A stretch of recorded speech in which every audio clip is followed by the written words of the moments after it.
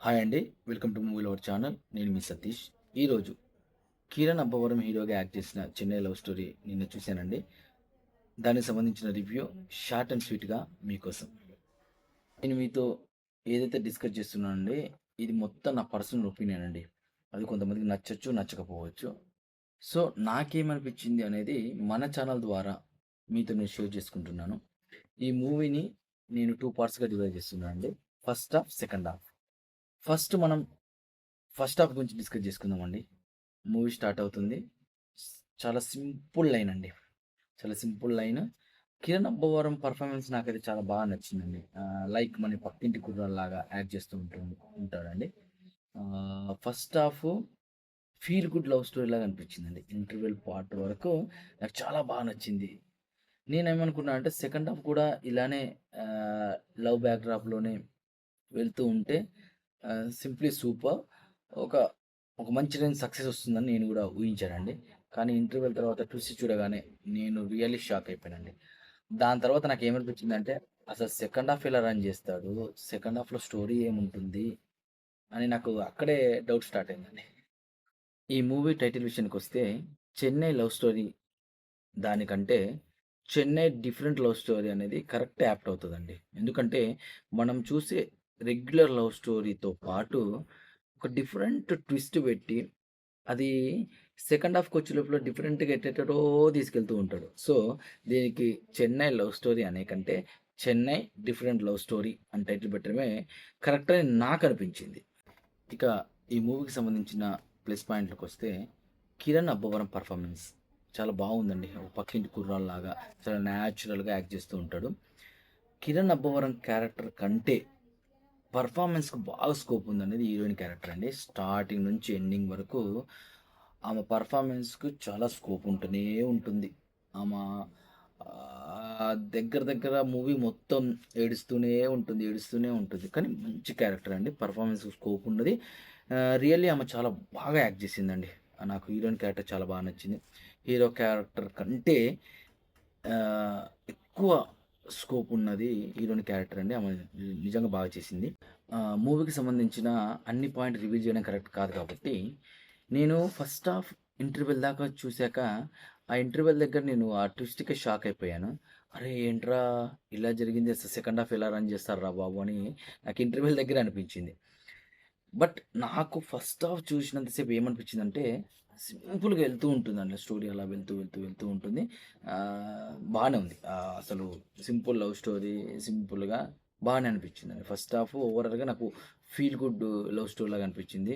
ఈ మధ్య కాలంలో చాలా యాక్షన్ మూవీస్ మనం ఏదేదో చూస్తూ ఉన్నాం గదా! ఈ మూవీ అలా గాకుండా సింపుల్ ప్యాటర్న్ ఒక లవ్ స్టోరీ ఎంచుకోవడము, అలా ముందుకు వెళ్తూ ఉండడం చాలా నాకు మంచిగా అనిపించింది. అంతవరకు ఓకే. ఫస్ట్ హాఫ్ మొత్తం నేను బాగా కనెక్ట్ అయ్యాను.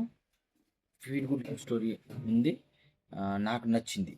ఫస్ట్ హాఫ్ అయితే అసలు నేను టోటల్‌గా ఎక్కడ డిసప్పాయింట్ కాలేదు. ఫస్ట్ హాఫ్ చూసినంత సేపు నాకు వాళ్ళు ఎంచుకున్న పాయింట్ కానివ్వండి, ఆ స్టోరీ వెళ్ళే విధానం కానివ్వండి, సీన్స్ కానివ్వండి, హీరోయిన్స్ గాని, హీరో గాని, వాళ్ళ పెర్ఫార్మన్స్ గాని అన్నీ సూపర్ అండి. నాకు ఫస్ట్ హాఫ్ బాగా నచ్చింది.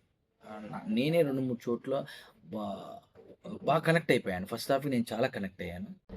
థియేటర్‌లో ఉన్న ఆడియన్స్‌ని అబ్జర్వ్ చేస్తే ఫస్ట్ హాఫ్ వచ్చినంత వరకు ఫస్ట్ హాఫ్ నడిచిన ఈ 1 ½ అవర్ ఏదైతే 90 మినిట్స్ అందరూ సైలెంట్‌గా మూవీ చూస్తున్నారండి. ఎందుకంటే అందరూ కనెక్ట్ అయిపోయారు. కనెక్ట్ అయ్యారు కాబట్టి ఎలాంటి సౌండ్స్, ఎలాంటి డిస్టర్బెన్స్ లేకుండా ఫస్ట్ హాఫ్ అలా మూవ్ అవుతూ ఉంది.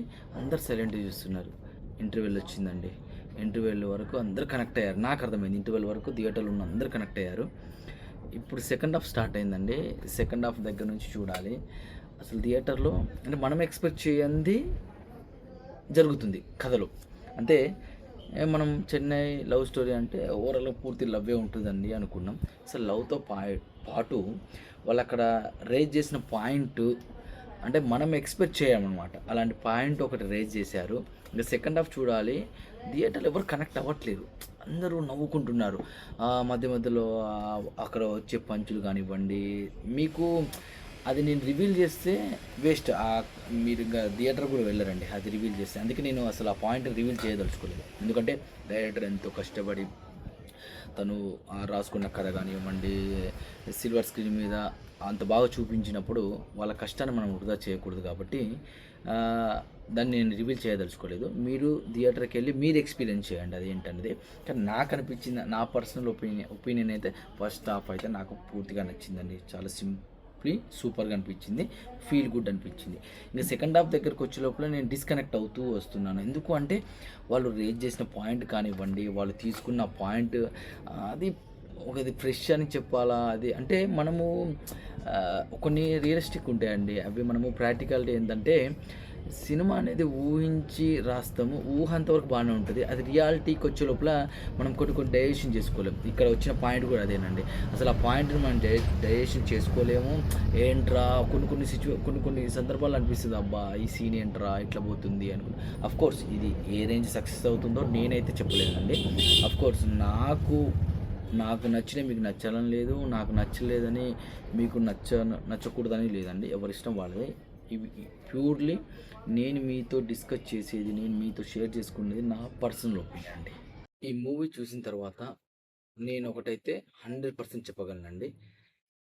ఈ మూవీ రైటర్ కమ్ డైరెక్టర్ ఎవరైతే ఉన్నారో అతను కానివ్వండి, ప్రొడ్యూసర్ కానివ్వండి, కిరణ్ అబ్బవరం కానివ్వండి, ఒక ఎక్స్పెరిమెంట్ చేశారు అని మాత్రం చెప్పగలను. ఎందుకంటే ఒక సింపుల్ లవ్ స్టోరీని, చెన్నై లవ్ స్టోరీని ఒక టైటిల్ని పెట్టి మనల్ని ఫస్ట్ హాఫ్ అలా కూర్చోబెట్టి సెకండ్ హాఫ్ ఎక్కడికో తీసుకెళ్లారు. ఇది చాలా రిస్క్తో కూడుకున్న పాయింట్ అండి.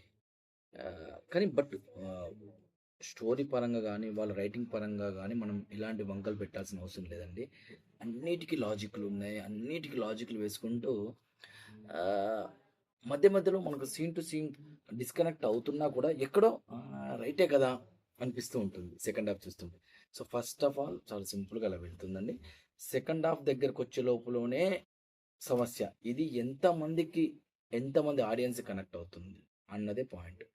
అందరికీ కనెక్ట్ అయ్యి అందరికీ నచ్చితేనే ఈ మూవీ సూపర్ డూపర్ హిట్. లేదంటే ఎబో యావరేజ్గాను ఒక మంచి ఎక్స్పెరిమెంట్ చేసిన ఒక మూవీగాను మిగిలిపోతుంది అనేది నేను బలంగా నమ్ముతున్నా అండి. సెకండ్ హాఫే కీలకం. అసలు సెకండ్ హాఫ్లో వాళ్ళు రేజ్ చేసిన పాయింట్ కానివ్వండి, అసలు వాళ్ళు తీసుకెళ్ళిన విధానం కానివ్వండి, అంటే మ్యాక్సిమం చాలామంది ఎక్స్పెక్ట్ చేయడు అసలు ఆ టైప్ ఆఫ్ వెళ్తుందని, కథ అటు సైడ్ వెళ్తుందనేది. సో డైరెక్టరు కానివ్వండి, హీరో కానివ్వండి, వాళ్ళు నాకు తెలిసి పర్సనల్గా అది చాలా గ్రేట్ లైన్ అని ఫీల్ అయ్యి ఉంటారో, మరి ఏ ఉద్దేశంతో స్టోరీ అటు తిప్పారన్నది నాకు తెలియదు. బట్ ఓవరాల్గా చెప్పాలంటే నాకు ఫస్ట్ హాఫ్ బాగా నచ్చింది. సెకండ్ హాఫ్ అసలు నచ్చలేదని కూడా కాదండి. వాళ్ళు ఒక ఎక్స్పెరిమెంట్ చేశారని మాత్రం నేను బలంగా నమ్ముతున్నాను. ఎందుకంటే వాళ్ళు అటు సైడ్ తీసుకెళ్ళే పాయింట్ బట్టి ఇది ఎలాంటి సక్సెస్ అవుతుందో ఏమో మాత్రం వెయిట్ అండ్ సీ. మీతో పాటు నేను కూడా చూడాలి, వెయిట్ చేస్తున్నాను. అది ఎలాంటి సక్సెస్ అవుతుంది, ఏ రేంజ్ సక్సెస్ అవుతుంది అనేది చూద్దామండి. ప్యూర్లీ మన మూవీ లవర్ ఛానల్ ద్వారా నేను ఈరోజు చెన్నై లవ్ స్టోరీ సంబంధించిన ఏదైతే మీతో డిస్కస్ చేసానో అండి, ఇది ప్యూర్లీ నా పర్సనల్ ఒపీనియన్ అండి.